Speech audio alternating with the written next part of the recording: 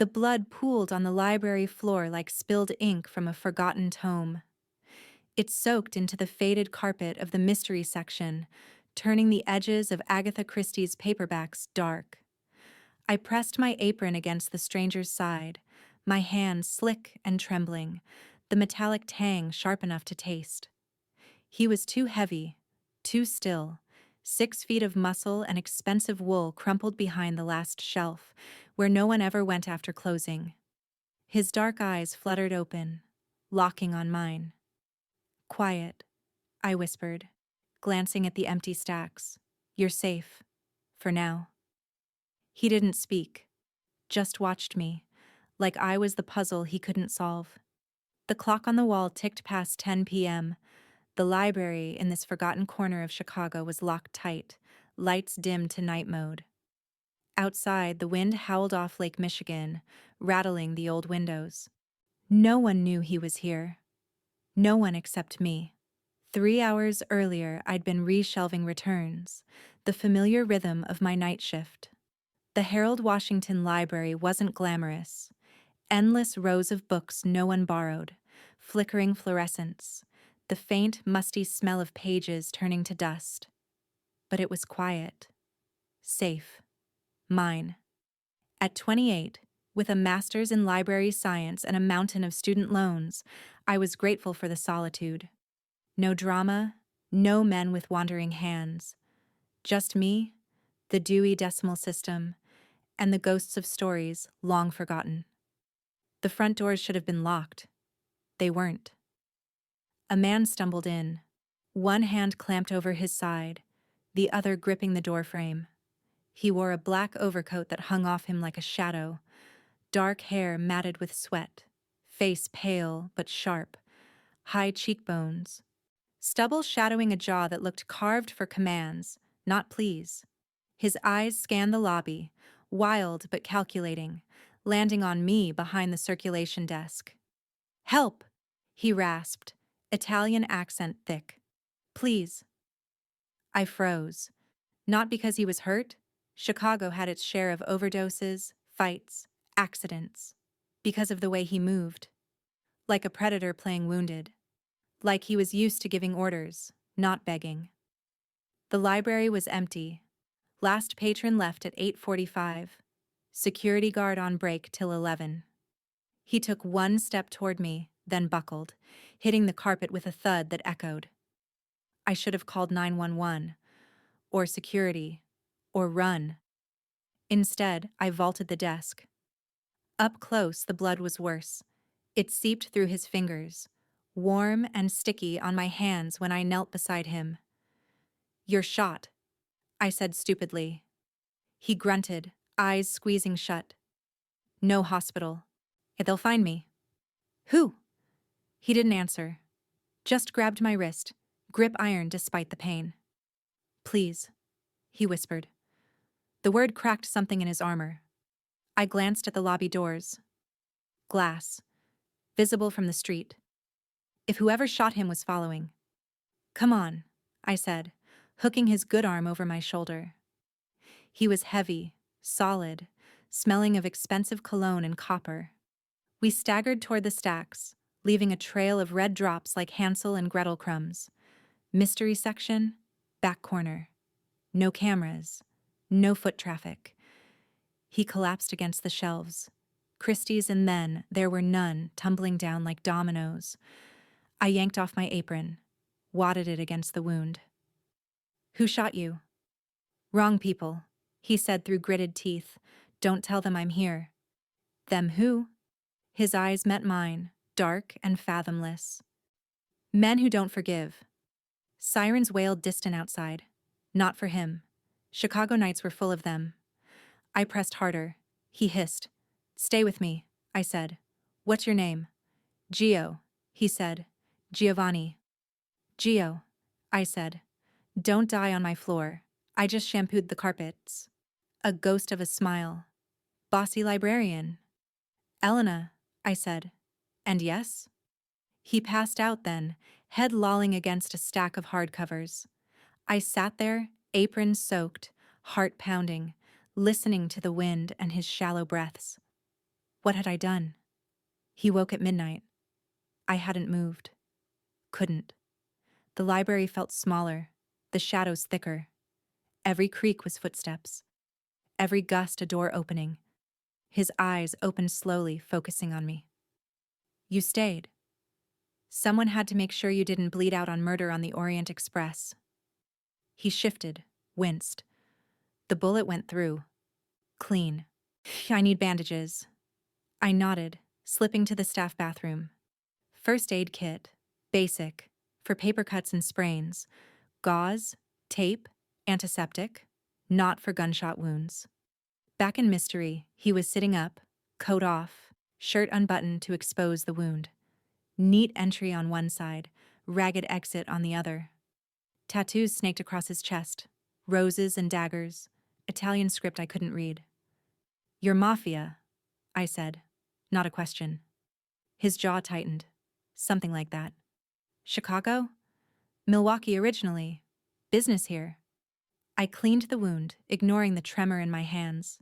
He watched every move, silent, observant. Why help me? He asked finally. You're hurt, I said. I'm not a monster. People see me bleeding, they walk away. Or call the cops. Not me. He caught my hand as I taped the bandage. His palm was calloused, warm. Why? I met his gaze. Dark brown, almost black, with flecks of gold up close. Intense, seeing too much. Because, I said, I've read enough mysteries to know the hero doesn't always look like one at first. He released me slowly. I'm no hero. I know. Silence fell, broken only by the hum of the AC. You should go, he said, before they come. Who's they? Family business, he said. Rivals. Doesn't matter. They'll track the blood. I glanced at the trail we'd left. Amateur mistake. Stay here, I said. I'll clean it up. Elena? Stay. I mopped the lobby with bleach from the janitor's closet, hard in my throat. Every headlight sweeping the street was them. Every shadow a gunman. Back in Mystery, he was paler, sweat beading his forehead. You're burning up, I said. Infection, he muttered. Need antibiotics. I thought fast. 24-hour pharmacy 2 blocks away. Risky, but doable. Don't move, I said. I'll be back. He grabbed my wrist again. No. Dangerous. You dying here is more dangerous. Our eyes locked. His grip tightened, then released. Be careful, he said. The night air bit cold as I jogged to the pharmacy, hood up, cash from my purse. Strongest antibiotics you have. For a dog bite. The clerk didn't blink. Chicago nights bred stranger stories. Back at the library, I crushed the pills into water from the sink, helped him sip. You're crazy, he said. You're welcome. Dawn crept in gray through the high windows. His fever broke slowly, color returning to his face. Tell me about you, he said. Nothing to tell. Librarian, loans, live alone. Family? Parents gone, car accident, no siblings. He nodded. Me too. Father killed when I was 19. It took over the family? Mafia family? La Familia, he said. Yes. Why hide here? Needed time, phone dead, men scattered. I checked the wound, less red. You'll live. Because of you. His voice softened. Why? I shrugged. Books. Heroes hide in libraries sometimes. Thought I'd improvise. He smiled faintly, the first real one. It changed his face, made him look younger, less like a killer. 9 a.m. approached. Opening time. You have to go, I said. Patron soon. He stood shakily, testing his weight. I owe you, Elena. Don't. He pulled a card from his wallet. Gold embossed, simple. G. Moretti. A number. Call if you need anything. I won't. He paused at the back door, turned, committed my face to memory. Those dark eyes burned. Grazi, he said. I never forget a face. Then he was gone, melting into the morning fog. I straightened the mystery section, hid the stains, opened the doors like nothing happened. But everything had. 2 weeks passed. Quiet. Too quiet. The library hummed with routine. Children's story hour, old men reading newspapers, students cramming. I shelved, checked out, smiled. But I jumped at shadows, watched the door too closely. No news of a Mafia shooting, no cops asking questions. Until the flowers arrived. A massive bouquet, white roses, lilies, no card, delivered to circulation. My coworker whistled. Secret admirer? I knew. That night my phone buzzed. Unknown number. Elena. Gio's voice. Low, familiar. How? Your library logs deliveries, he said. Easy. You remembered. I said I would. Silence. The wound? I asked. Healed. Thanks to you. Good. Meet me, he said. Dinner. Repay the debt. No. Why? You're Mafia, I'm not. Doesn't have to be. I hung up. But the flowers kept coming. Weekly. Always white. Always perfect. My loans notice arrived. Payment overdue. Panic clawed. The phone rang again. Elena. What do you want? Your voice, he said. And to help. No. But 2 days later, an envelope at circulation. My name. Inside. Paid in full. All loans. I called. You had no right. I have every right, he said. You saved my life. That's not how debts work. In my world, it is. I slammed the phone down. Rage and relief warring. Month 3. The library budget meeting. Cuts looming. My job on the line. A donation arrived. Anonymous. $50,000. For the stacks. The director hugged me. Miracle. I knew. That night, he appeared. After closing, knocking softly on the glass. I let him in. And he looked healed. Better than healed. Tailored shirt hugging broad shoulders, slacks crisp, that jaw clean-shaven. You can't keep doing this, I said. Doing what? Buying me. Not buying, he said. Repaying. He stepped closer. The air shifted. Charged. Why the mystery section? I asked. You hid me there, he said. Like a secret. Risky secret. Worth it. Our eyes met. The space between us hummed. You're dangerous, I said. Yes. And beautiful, I whispered. His breath caught. He reached out. Slow. Tucked a strand of hair behind my ear. His fingers lingered. Elena, he said. Rough. The kiss was inevitable. Soft at first. Testing. Then deeper. His hand cupping my face. Mine gripping his shirt.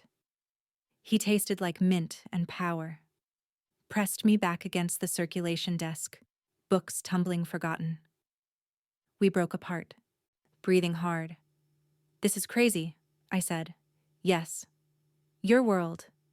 We'll protect you. Promise? He smiled. That smile. I never forget a face, or the woman it belongs to. But debts in his world weren't paid clean. A month later, shadows followed me home. Italian men in dark cars. Not his. Rivals. They cornered me in the parking garage. 3 of them. Knives out. Tell Moretti his secret's out. The leader snarled. The librarian who hid him. I backed against my car.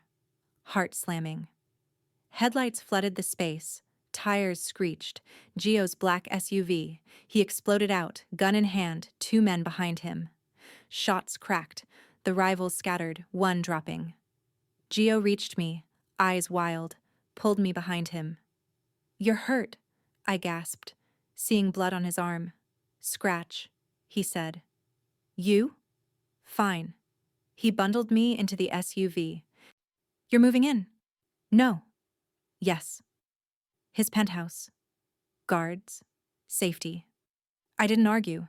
Life blurred. His world swallowed mine. Penthouses overlooking the lake. Galas where women in diamonds eyed me like prey. Meetings where his voice turned to steel, men flinching. But nights. Nights were ours. His hands gentle on my skin, tracing the scars of my ordinary life. "I love you," he said one dawn, tangled in silk sheets. Terror gripped me. "Your world will kill me." "My world," he said, "starts with you." The betrayal came swift. His underboss, Marco, loyal for years, selling info to the Russians. They knew about me. The weak point. The hit came at the library. Daytime. Patrons screaming as glass shattered. Men in masks storming in. I dove behind the desk, heart exploding, grabbed the phone, dialed. "Gio!" "Hold on," he barked. Tires screeched on his end. A mask yanked me up by the hair. "Where's Moretti's girl?" I kicked, fought. "Fuck you." Gun to my head, then chaos. Gio's men burst through the doors, gunfire deafening. Bodies hit the floor. Gio himself tackled my captor, knife flashing. The man screamed once, silent. Gio hauled me up, eyes frantic. "Elena." Blood on his face, not his. "It's over," he said. Marco knelt, zip-tied, flanked by guards, betrayal raw on his face. "You chose her," Marco spat. "Over blood." Gio's arm tightened around me. "She is my blood now." We stood in the ruins of mystery. Books scattered, blood-staining pages. "You saved me again," he said. "We saved each other." He kissed me there, amid the wreckage. Slow, possessive. The library would close, rebuild. But us? We were just beginning. His hand on my face, never forgetting. And in the quiet, I realized I hadn't either.